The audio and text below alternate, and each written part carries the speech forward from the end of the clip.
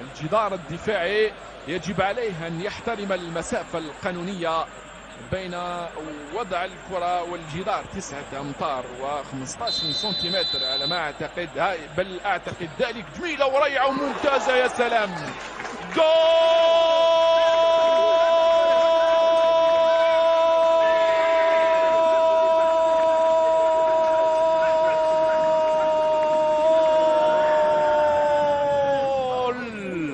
وضع بيده وليس برجله، وكأنه وضع بيده. قدور بالجلالي قلنا بأنه صعب وخطير.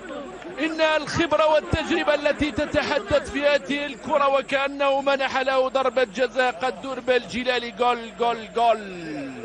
يا سلام على الهدف الأول. وضعها له في الزاوية المحصورة بين العارضة الأفقية والقائمة الأيمن.